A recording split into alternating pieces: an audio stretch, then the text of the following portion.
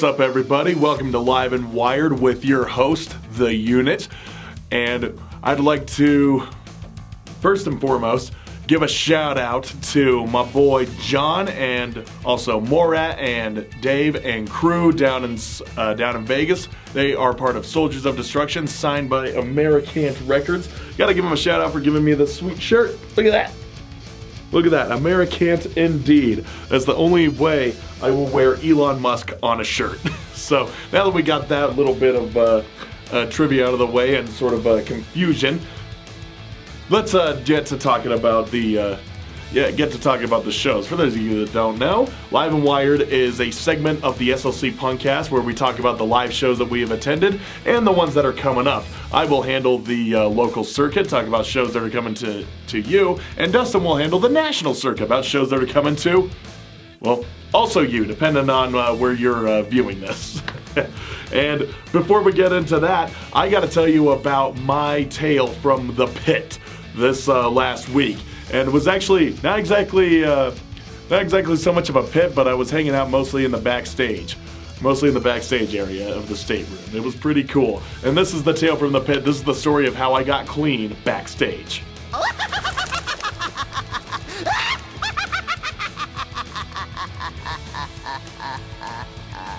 So it wasn't any crazy show. It was actually a show that my girlfriend Kate was basically a hired gun. She was hired on with her friend, I can't remember her name. It starts with an A, it'll come back to me, but one of her friends were offered up this gig to do backing vocals for this one artist named Megan Blue.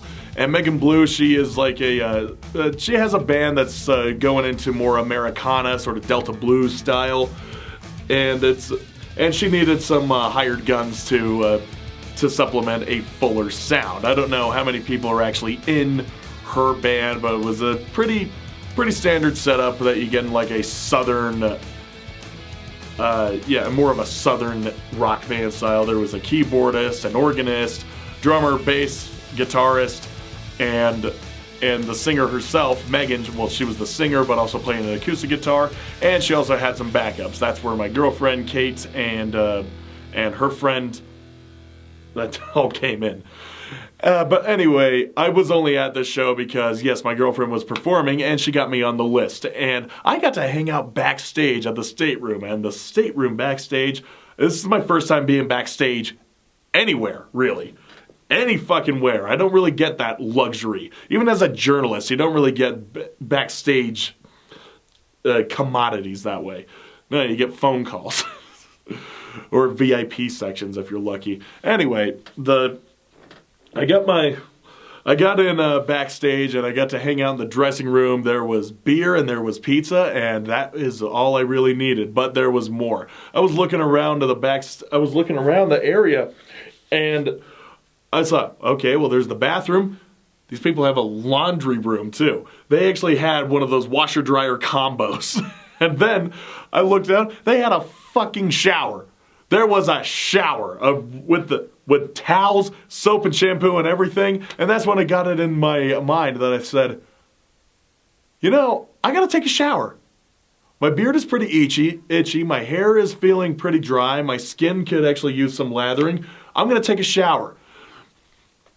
But I had to find the right time to do it. But first, pizza. And also I had to get up on stage and actually watch the show. Yeah, there was a show going on. The first band, God, what the hell were they called? Bonfire. I guess we're more of like a Grateful Dead style band. I think they were a Grateful Dead cover band. Either they played Grateful Dead songs, or they played music in the style of Grateful Dead. Classic 60s psych rock, that whole thing. You had to be tripping to really enjoy it. But I listened to it from the back and I thought, okay, it's pretty cool. It's all right. But I'm more concerned of just chilling back here and eating some food. But then Megan Blue went on up, and I got up. I remember getting up, crawling over the stage, and just having to get down with the audience. And I stood there with my little cocktail and was just like enjoying the mood. They get up and they come out right with the cover of Hound Dog, and then they played some more. They played some more originals. I mean, the Hound Dog was a really good, lively opener, but then their originals really slowed it down. I thought, wait a minute, you're bringing the tone down way too early. It's like, yeah, save those songs for later into the set, or if you're going to bring them on early, don't have it stay there for a long time. Like, you got to mix it up, you know? It's like you get everybody all amped up, and then, okay, I guess we're just going to sit down for a minute. Okay, you gotta. So that was my only gripe with at least the first part of the set. But then they did bring it back up. There was some they played some of the songs where all of the singers, you know, Kate, Megan, and the, I'm horrible with names. the third one. I don't mean that to sound disrespectful. I just genuinely cannot remember your fucking name. I hate myself. Anyway, all three of them were doing vocal warm-ups. They were doing some rehearsing, and I just remember hearing that on its own just sounded amazing. I'm thinking, I can't wait to hear what it sounds like when with the rest of the band. And I got to hear it with the rest of the band, and it just sounded so lovely. Just hearing that harmonization between those three singers, and it just sounded so heavenly. I really loved it. And then there was, they threw in some other cover songs on there. There was they did Son of a Preacher Man, and they also did a rendition of You Shook Me All Night Long, which was really weird. It was really weird. I mean, Kate even told me when she was rehearsing that song how different it sounded. Like the drums are doing one pattern, and the guitar is supposed to be following it sort of opposite. Like it's, I don't know how to explain it without going like super music theory technical on you, but it's like the guitar's, the chord's supposed to be coming on the downstroke, like on the downbeat, but it's not. It's going on the upbeat, so it's just like this when it should be like this. That's how she was explaining it to me, and when I'm listening to it, I go, oh yeah, all right. And yeah, it was weird just hearing it in a southern rock style, and this sort of with this kind of twang, this kind of bluesy, this bluesy country feel to it. It was different. It was very different, and I don't know how I feel about that. But hey, I'm pretty damn sick of the original song, so whatever. It was welcomed. But then about halfway through the set, so I think actually Kate says that it was. I don't know, that it was right before halfway, like I just made it through the first third. That's when I decided to go backstage and fulfill my lifelong dream of taking a shower backstage. So I did. I went there. Unfortunately, they just had like the shampoo conditioner combo, which is terrible for your hair, but whatever, make do with what you have. What was I going to do? Run home, get my conditioner and shampoo, and then just bring it back solely for the purpose of showering in the venue? No, you had to do with what you had. But at least they had towels. It was set up like you were in a hotel room. And yeah, I just took my shower, and then I spent the rest of the show just chilling backstage, drinking some beers that people left behind, drinking some more cocktails, eating some more slices, and honestly, some of the music sounded much better coming from behind than it was up front. And when I brought that up to the band, to Megan and Kate and the like, and they said, well, yeah, probably because you were like down in the general admission area, but the people up in the seats who were in the back of the venue, they got to hear it a lot better because of, the reverb sound bouncing off of the walls and all that shit. And I said, oh, okay, so it's so it was a sound guy problem. It was a PA thing that was going wrong. But whatever. It is what it is. So, and all the while, Megan went all out with this one. This was her album release show. I should have said that. It was her album release show, and it was a big deal to her, as it would be with any artist, any band who's releasing their first album. Yes, it is a very big deal. But she went all out. She hired a film crew to yeah, there are people with cameras going around capturing everything in that show. And the show was actually pretty well attended. There was a good amount of people there. They sold a shitload of tickets. And yeah, people were into it. People were having a good time. There were some older gents just sort of like doing their semi-twist that had been popular since the 50s. And yeah, drinking their hand and everything like that. It was just a good time. But me, I was more, I'm just more concerned about just chilling and just wanting to listen to the nice music. And like I said, some of the music sounded better coming from behind than it did coming from the front. Zing. So anyway, the show was pretty good. But Kate was like, had a moment of thank God it's over, because it was a long set. I didn't even notice how long it really was because I was in the back most of the time, just sort of dazing out, looking at my phone, doing fuck all, and it was just But yeah, she said it was a very long. Like they played for over 2 hours. I go, yeah, yeah. What are you doing? It must have been some long songs, because I saw the set list. There weren't very many songs to it, and like a 2-hour set. Some arena bands don't even get that much time. Weird. Maybe she was over-exaggerating, but who am I? I wasn't really paying attention. So anyway, that was my tale from the pit. That's how I got clean backstage at the stateroom. There's the title for you. But anyway, we got some other shows coming up. Next week is pretty loaded, despite the fact that it is a holiday weekend. But it does have there is a lot of entertainment going to be happening, some of which is going to be coming from me. And we will be starting this off with, and it will be starting off tomorrow, in the 22nd. The 22nd, there are a couple of shows, one of which is at my house at the Poser Palace. It is a transiversary party for our friend Theo. It's his 10th transiversary. His 10th anniversary of being a male. So good for you, Theo. We are happy for you. And to show how happy we are, we put a show together for you. Well, Nikki put it together for you. And it was supposed to be back in September, but we had some issues with the pipes in the upstairs bathroom, which was directly above the garage where the venue actually is, the general admission. So we had to cancel that show because we didn't know what the extent of the damage was and needed to get that handled. So we pushed it all the way back until Saturday.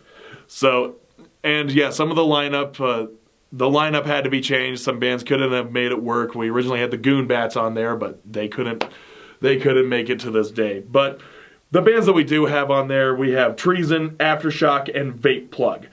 And like I said, that is at Poser Palace. It's a $5 show, and it's going to be starting at 6 p.m. Meanwhile, over at Aces, the bands Gurgle and Reeking Slug are playing. Unfortunately, Simeon had to drop off because one of their members, I'm not sure who, got sick, and now they won't be playing anymore. So that sucks. That was kind of the main reason I wanted to go to that show. But I don't know. Will I still go? I like Gurgle, but I never heard of Reeking Slug. So we'll just have to see. Maybe I'll have a tale from that pit. But yeah, they're still looking for another band to fill Simeon's spot, and I don't know, maybe that band will be the one that influences me to go, but that remains to be seen. That's going to be at Ace's High Saloon. It is a $15 cover charge, and it starts at 8 p.m. Then on the 24th, now this one is going to be fun. Primitive Man is returning to Salt Lake City. I need to get to that show. I haven't seen Primitive Man in a long time. I think the last time I saw them was maybe 2018, 2019. They played at Diabolical Records. And if you haven't been there, Diabolical Records, this little hole-in-the-wall record shop in Edison Avenue or Edison Way, like Edison. It's a street in Edison right between 2nd and 3rd South. It is pretty gnarly. It was pretty gnarly seeing Primitive Man play in there. They are so fucking heavy. I'm surprised they didn't shatter the windows. But anyway, they're playing at Aces with Ote Oni, Guiltless, and Last. That is $20 if you buy now, $25 if you pay at the door. And it will be starting at 7 p.m. Then moving into the 26th, a couple of shows going on there. Hot Mulligan, Drug Church, Arm's Length, and Anxious are going to be playing at the Complex. That is it's more of an indie rock show, but Drug Church is, they appeal enough to the indie crowd. So it'll be at the Complex, I'm assuming the small room, and it's going to be $47 to enter. I know. Starts at 7 p.m. However, you should be at this other show at Liquid Joe's, because I'm going to be playing it. The Apathetics are going to be playing it. And my friends in Cargo Cult, MPNK, and Atypical Heroes will all be playing it. It's going to be a fun little Friendsgiving for all of us. It's going to be only $10, and it starts at 8 p.m. Meanwhile, on the 27th, on the day of Thanksgiving, there is a DIY show happening under the name Nevermind Thanksgiving. Here's Boot Camp. I love that. It's going to be a bunch of, underground crusties playing, crusties and power violence kids playing some pretty fucking, some gnarly DIY house. You got to ask a punk for the address. Only $10, pay what you can, starts at 6 p.m. The bands in question that we'll be playing are the Idiots, Disfitted, and Griebler. So have fun with that one, folks. Then on the 29th, there are a couple of shows happening. One is up in Ogden at Black Lung Society. The band Bonginator is coming back, and they are in support of their Retrodent 2 album. It's their album release tour, and there are a couple of flyers for this one, but I especially love the one that's this one that looks like a video game. It looks like a load screen, or not a load screen, a select screen in a video game.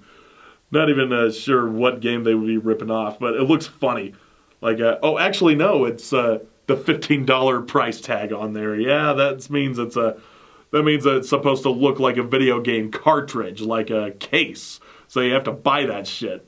So yeah, that one is especially funny, but here's the other one, the one that's more classic to the, this little RoboCop one. Yeah, that one's a more classic looking photo. It's got a flyer. It's looking a bit more menacing. And who doesn't love RoboCop? That's a great movie.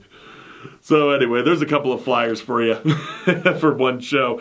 But yeah, there's another show going on. It's another DIY Ask a Punk, Pay What You Can show with Daisy and Jesus Loves You, Sea-Doo, Gusano, and Crocodile Hunter. That's going to be starting at 5:30 p.m. And finally, on the 30th, the last day of the month, the bands Say Anything and Motion City Soundtrack are returning to Salt Lake. These are two, hugely inspirational pop-punk, post-hardcore bands from the 2000s that were like I said, they were the big names at the time. I honestly forgot that they existed, but a lot of people have not. But maybe it's because it wasn't my scene. I wasn't too interested in bands who played music like that at the time. I was going for something a little harsher, a little edgier, something with a bit more oomph and some more grit to it. I didn't need a bunch of nasally, some guys singing nasally about their ex-girlfriends or whatever. It was not for me. But a lot of people have responded because they're apparently going on tour, and people are, a bunch of 30-somethings want to relive their teenage years. I don't. But a lot of people, but if you do, Say Anything, Motion City Soundtrack be playing at The Union. That is a $53.65 last time I checked, and it will start at 7 p.m.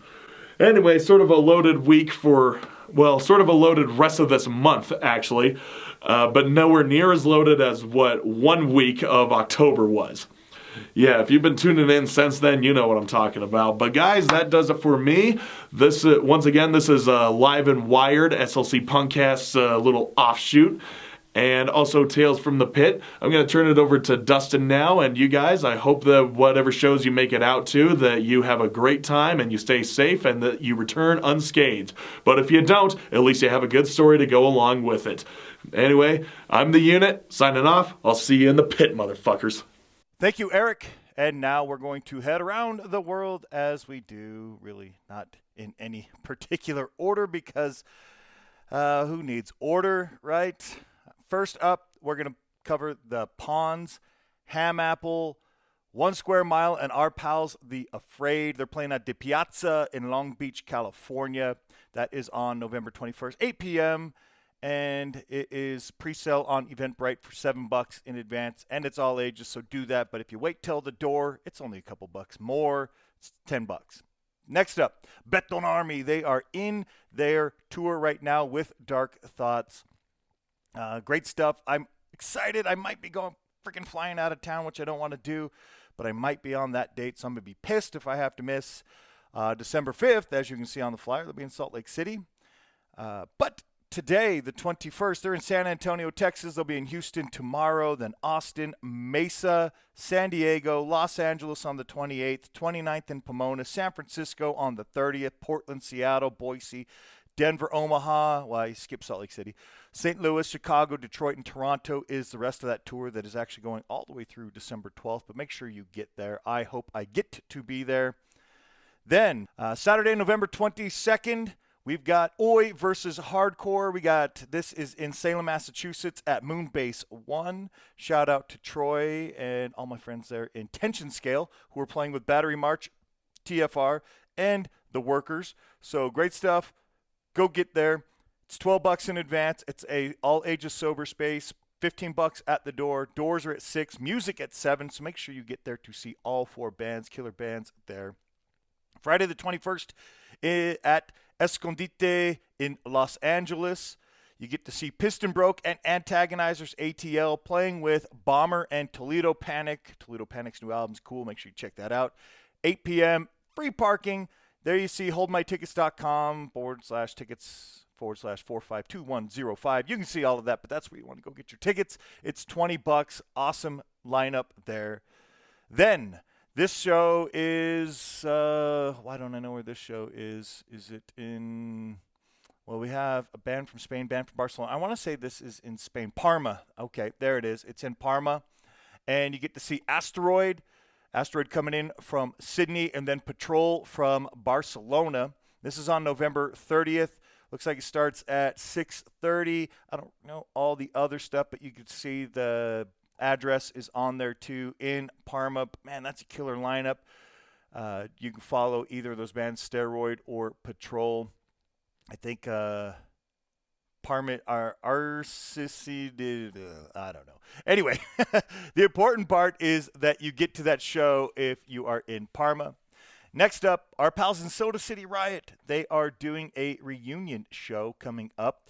This is going to be on Friday, December 5th. Should be posted, I think, by now. It is in Columbia, South Carolina. It's a punk, EDM, and art showcase. Bedlam Hour, Soda City Riot, and Scouts Honor all playing that show. Looks like Rob Reeves and Kenny Breaks, Dynamic Pressure. Got some of those performances too. You got a bunch of artists that you can go see their art because, again, there's all of those things. Maybe their EDM guys are in the back room. I'm not exactly sure. I only know the punk bands. But it's at Art Bar in Columbia. Address is there on the flyer. It's $8. That's it. Doors are at 7. Show starts at 8. Unfortunately for you youngsters, it is 21 and older. And then finally, we'll wrap up with our pals and Soldiers of Destruction, their Apostasy and Anarchy tour kickoff show, which is in Las Vegas at Red Dwarf. It's a free show. They're playing with God Patrol and also some local support from, I think that's Biff. Biff. There it is. Have to check them out. Haven't checked them out before, but it's 21 and older for Red Dwarf. It's Pete's Place. Go get some food. Enjoy the show. 9 p.m. are doors, so the show is obviously going to be a later one. But make sure you go check out those bands and that tour kickoff. That'll wrap up this week on Live and Wired. Hopefully you enjoyed Eric's tale from the pit, and we'll be back. I don't know what day next week, but we should be back next week, and Eric will have more for you. We'll catch you later.